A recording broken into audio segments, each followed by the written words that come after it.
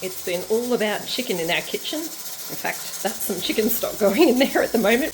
But in this video, what we're going to do is show you how tonight hubby is crumbing up these chicken breasts to make some chicken schnitzels.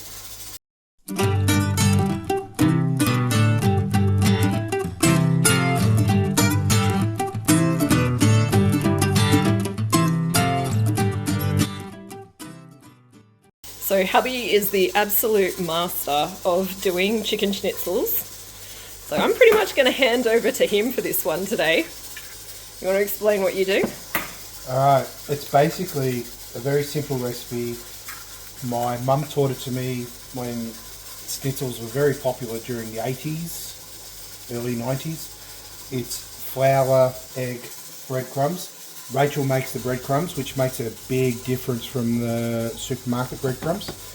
I start off with just a couple of eggs to start off with. I don't want to waste our eggs, so if I need more eggs, I'll add to it. And it's the same with the flour and the breadcrumbs. Because they're big schnitzels, big breasts, I'm going to hammer them down.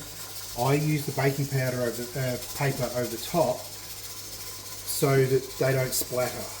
In the past, when I've belted them, I've found that there's bits of chicken fly everywhere, and I don't want to do it, so I actually do it, and I'll show you now. I just grab a chicken breast, I grab the baking paper, put it over, and the reason why I'm doing this is because you've always got the thick part, you've got a thin part, so I'm trying to flatten it out to be a constant cook. So I just hammer it out. What, it'd take me twice as long if I was doing it. That's a really good tip, putting the baking paper over the top. Well, I seriously did it one time and there was bits of chicken everywhere, and that's just... The last time you did it without? So I do that to flatten it out, but I'm going to need to put the flour down.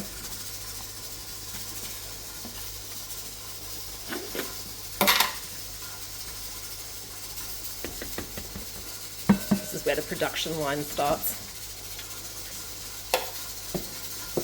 I always know that I'm going to need more than that, but I don't want to waste it, and I don't like to waste the eggs, and I don't like to waste the breadcrumbs, so I always put an amount that I think I might use, but probably I sort of... Well, that's it. You can always add more, but you can't take it away once it's got chicken bits on it. That's it. So... Actually, do you want to have a bit of a closer look at that breadcrumb? So, as hubby said, we do our own breadcrumbs. I've shown this in a video before. Basically what we do is we take the ends of breads and things like that.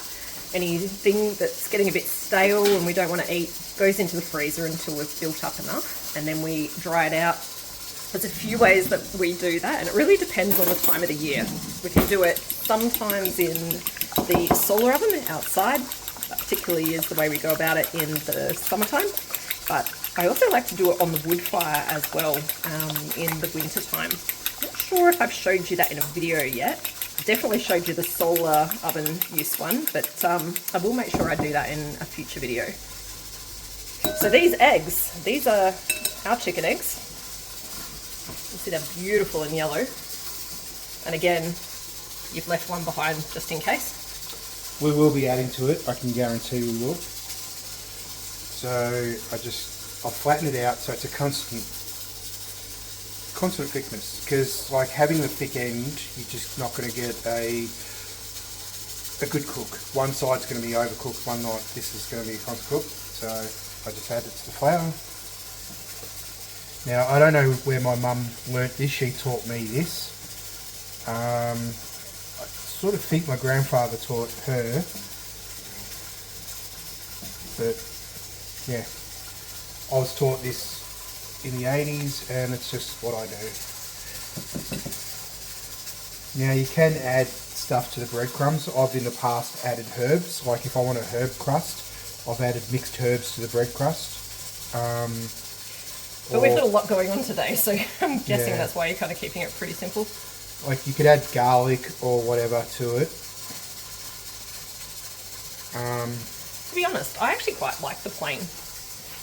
Yeah, well, tonight we're going to have the sauerkraut with it, so that works. When you're doing breadcrumbing too, same with when you're smoking meat with the herbs, you pat, you don't try and, so you push it on.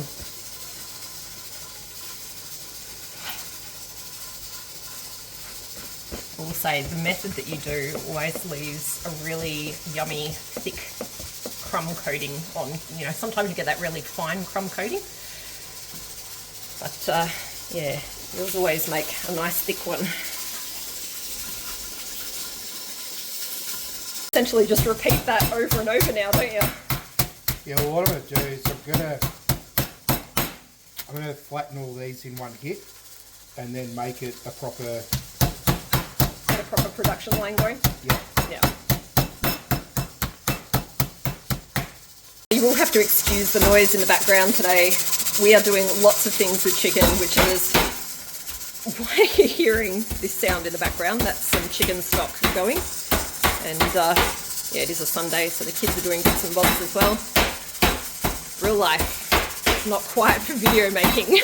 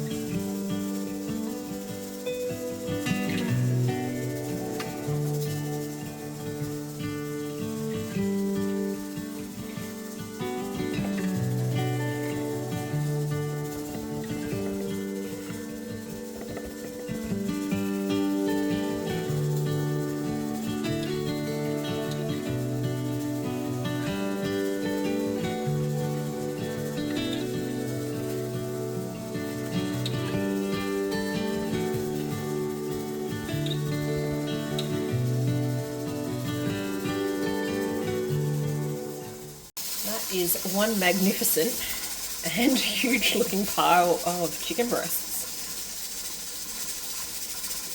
I will say, when you do this, it's a bit of a messy exercise. So given you've just popped some oil in the pan, I am guessing that you are getting ready to do the cooking. I am. I don't use a lot of oil. Some people fill it right up with oil to cover the whole schnitzel. I just use enough. I don't want to waste the oil. Oil's expensive these days, so I do it so that when we fry it, turn it over, by the time we're finished, there's bugger oil left in there. So it's going to take a while to heat up? It will. We don't have the best oven for this fry pan, so I actually have to rotate this fry pan around a bit, and while I'm cooking it, I actually rotate it around and stuff because the hot plate is not as big as the pan, yeah. The pan, so it is something we deal with, but I absolutely love this pan.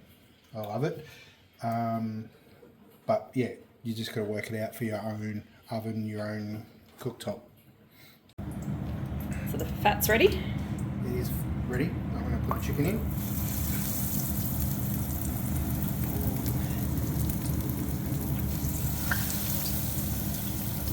They are good sized snitties. Good thing you got the big pan. Yes, and they will shrink, but I don't want to overcrowd them because you want to cook them evenly. I'll wait about 3-4 minutes and then I'll turn them over, and if I need to, I'll just keep on turning them over until they're crispy brown. Generally, you just have a feel that when it's really nice and brown, that's generally right, and then when I put them on the plates, I'll cut one open and just have a look inside just to clarify that it is ready. I think it's time to turn them over.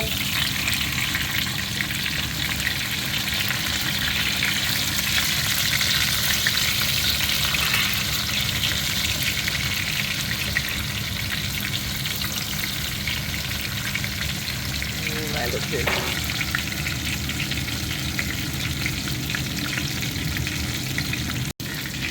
So there is a bit of a sweet spot with the temperature of the oil.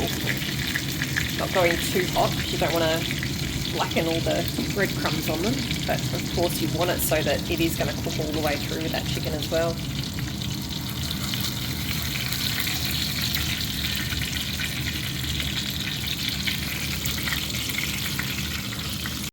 I always put the chicken on the paper towel because it absorbs the oil, and I don't like oily food, so I put it there, let it sit for a minute or two. The paper towel sucks the oil out of it before I put it on the plate.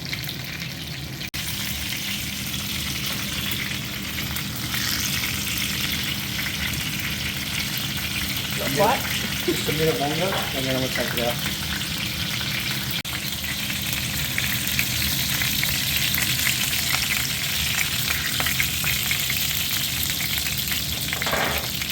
And then you're just going to do the same thing with those ones? Yep.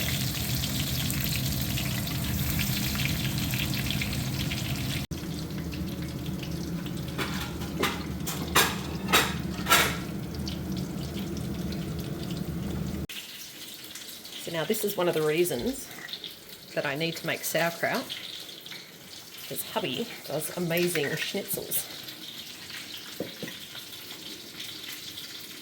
Well, that's dinner, guys. You happy Dad's done schnitties? Mm-hmm. Very crispy looking. Oh, I reckon on that note, I'm going to sit down with everyone and enjoy dinner. Hopefully this helps if this is something you want to give a bit of a go of. And as always, guys, thanks a bunch for joining. And catch you later. Catch you later.